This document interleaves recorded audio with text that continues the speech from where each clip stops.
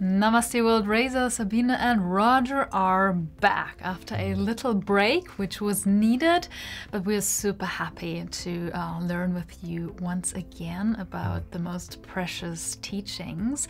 And we're gonna kick off our comeback with the Sri Hari Stotram.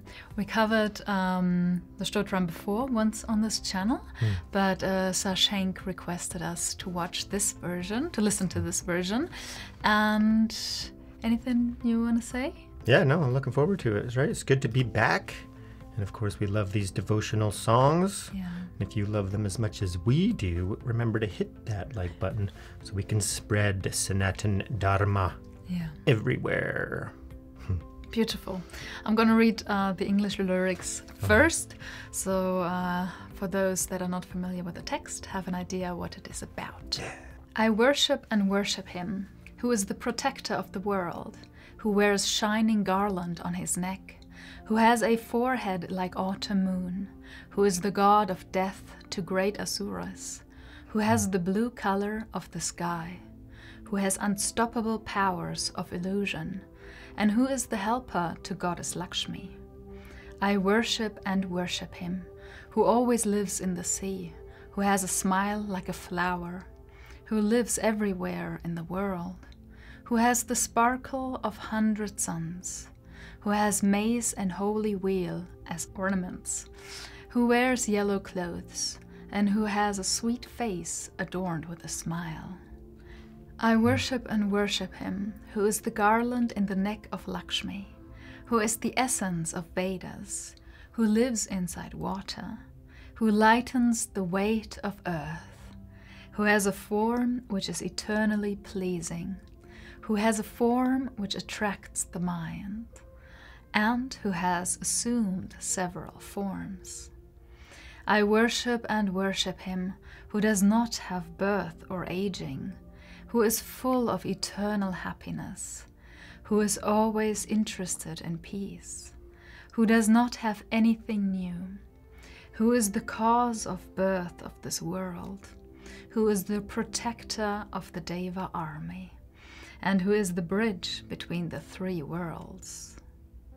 I worship and worship him, who is the singer of the Vedas, who rides on the king of birds, who is the cause of salvation, who kills enemies of Lord Shiva, who is very partial to his devotees, who is the root of the tree of the world, and is the exterminator of all sorrows.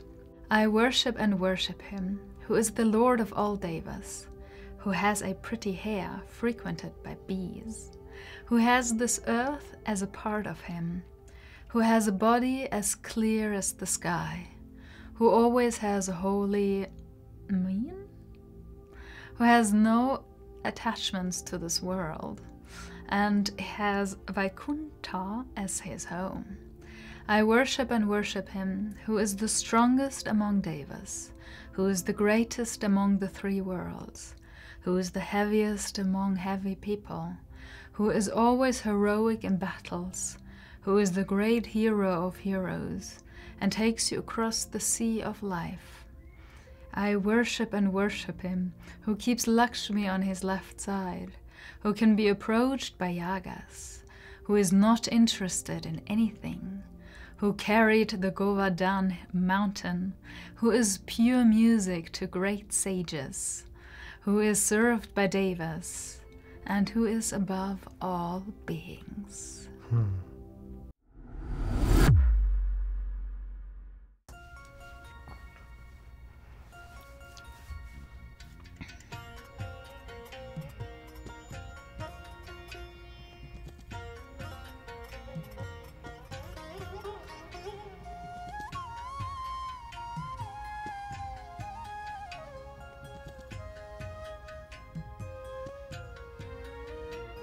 Jagajjalapalam kajatkanthamalam sharachandrabhalam mahadaitakalam nabho nilakayam duravaaramayam supatma sahayam bhajeham bhajeham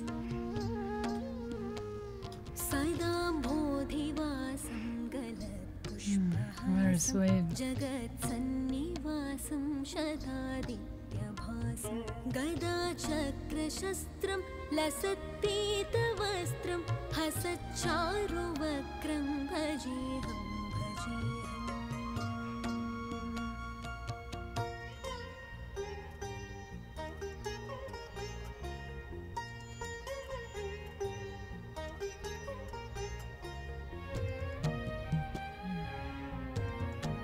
It's so easy to make oneself available to when, you know, when it's sung with such purity.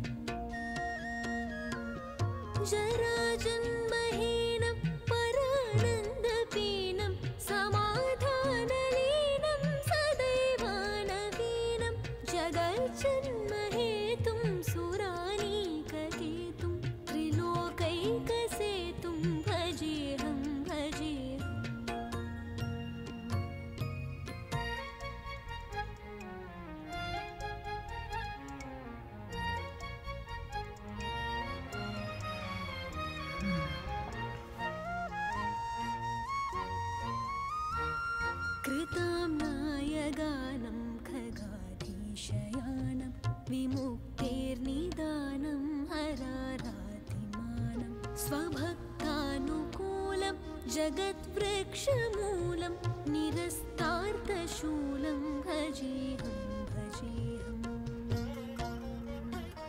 समस्तामरेशं द्विरेभाभकेशं जगद्बिम्बलेशं हृदाकाशवेशं सदा दिव्यदेहं विमुक्ताखिलेहं सुवैकुण्ठगेहं भजेऽहं भजेऽहम्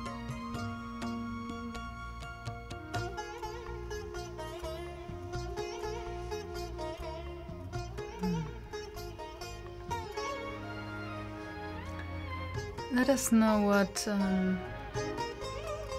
what this is on her forehead, what it means. She has 3 different things here. I'm not sure if I've ever seen it before.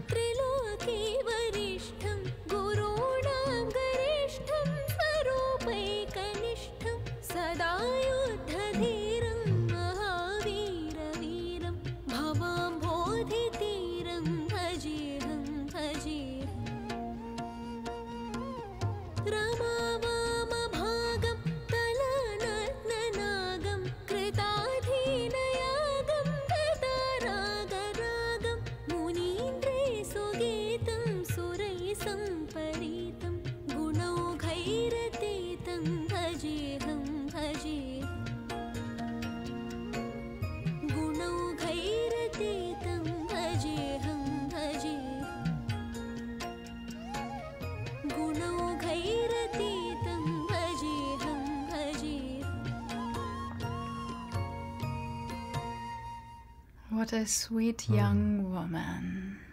You know, songs are one of the, for me personally, one of the easiest ways to, I don't know, make myself available for the grace of God. To melt away, to just release tension and surrender, if that makes sense. Oh, totally, yeah. To connect with the divine, right? Thank you. So, yeah. That's what I wanted to say. So, yeah, these devotional practices are important. And, you know, the singing of hymns and mantras and devotional worship songs, you know, that's prominent in all religions. So, of course, it's going to be prominent in Sanatan Dharma as well. And it's so, you know, important. And we got to remember that to connect ourselves to the divine, we need to, you know, focus it, focus thought, focus contemplation. And then, reading those lyrics. And then we get the taste of, okay, what is it going to be about? And it's, perfect, you know, contemplation, you know, surrender, letting go, calling out the features, you know, bringing him to mind, right? Visualizing. If you visualize everything within those lyrics, there's going to be some merit and some blessings there, right? So we're opening our heart to grace Yeah, I worship and worship him. It's you know, it's not about you anymore. It's like you have your mind fixed on God, on the Lord, and that alone brings such a release. It's like, because there's like, it's not about you, it's not self-cherishing, it's not I have to get something. It's like I worship, I give myself completely. Yeah, and worshiping is also for the sake of the worshiper, right? Yeah. In the sense that, yeah, the topmost deities, you know, of this existence, yeah, they don't need anything from us. They don't need our worship, right? So by worshiping them, you know, we're benefiting, especially if we keep it, you know, free of, you know, ego desires, like only worshiping for the sake of getting something. And that's what people think that, you know, prayer is for. So so eventually there is that, you know, there is that desire to be enlightened, or, you know, to be free of samsara and all of that. So that desire may lead you on the spiritual journey and to worship and such, but eventually, you know, that falls away, and then you're just worshiping for the sake itself, because you're at that higher state, right, where you're more connected with the divine naturally, and right, and then that brings you the bliss states, the contentment, the joy, you know, the happiness, you know, in the midst of this crazy world where everything's happening. So it's important to keep our minds pure, and one of the best ways for that, of course, is devotional practice. Right? Yeah, it's perfect for me. It's not much intellectual understanding necessary. So I love it. So, you know, describing the qualities and the appearance, and that brings us the connection and the unstoppable powers, the protector of the world. So very much, you know, yeah, the preserver, the maintainer, always lives in the sea. So I see it as being like one with water, and water being the foundation of life itself. We all need water, so it's within us as well, right? Everywhere in the world, of course, reiterating that, you know, omnipresent, the sparkle of the 100 suns, so just that bright, radiating light, Power of consciousness, divinity, purity, yeah, power. Face adorned with a smile always, because, hey, there's nothing to fear. There's nothing to worry about. just like Krishna. Everything is fine. The essence of the Vedas, yeah, eternally pleasing, attracts the mind in several forms. Yeah, we know there's many forms of the divine, right? But they're all stemming from the one absolute. And then, oh yeah, here I like this one, the bridge between the three worlds, right? So just by meditating, worshiping, contemplating, right? So it's like a bridge to divinity. I have a very embarrassing question. It's not really embarrassing for me, but I can imagine that some people feel embarrassed that I ask this now. It's like, oh, here comes Sabine again. What are the three worlds? Well, I would say it as, you know, the heavenly realms, and then the hell realms, and then this world, right? Okay. And then the heavenly realms, and then even beyond to the non-material realms, right? Okay. So the three worlds Maybe, let us know. represent, yeah, let us know. And then always interested in peace, and this was very apparent. Krishna. Yeah, as Krishna in the Mahabharata, which we just finished, by the way. Yeah, fantastic. And he was always striving for a peaceful resolution, even though it didn't happen in the end.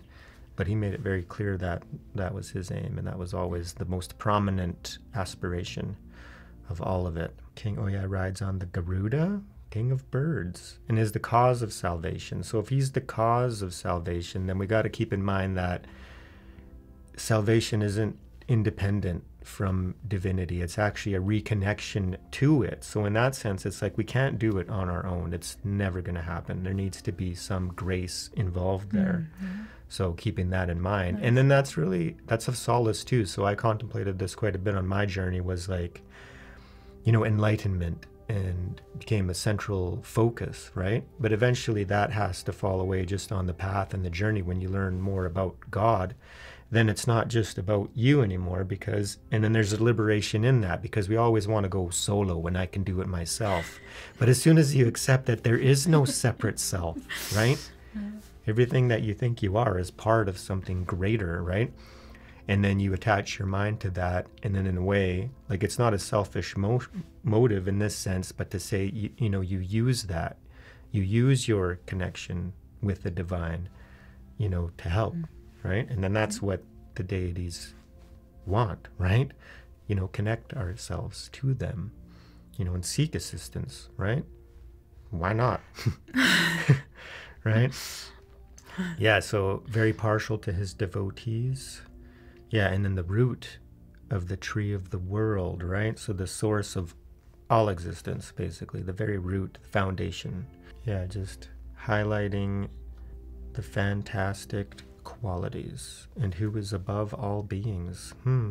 Fantastic. So if you have the drive and the inclination and the inspiration to attach your mind to the divine, there's never been a better time than right now. Now's the time, people.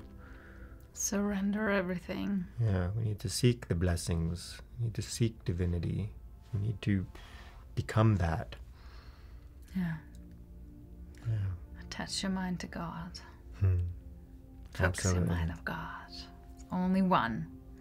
Thank you everyone for listening to this very, very beautiful and meaningful Stotram with us. Before we leave you, we want to shout out and thank some of our most wonderful supporters. Yeah. And that is Aman, Sashank, Ute and Klaus, Taj, the one and only king, and Matthias Heblish. Thank you so much for your generosity and your ongoing support of us and our channel. It just means the world to us. May your obstacles be purified. May your path to the divine be free and clear and swift as you seek to raise yourselves and raise the world. beautiful. May you have the blessings of Lord Vishnu, and may you merge with God in this very lifetime. Yeah. Thank you.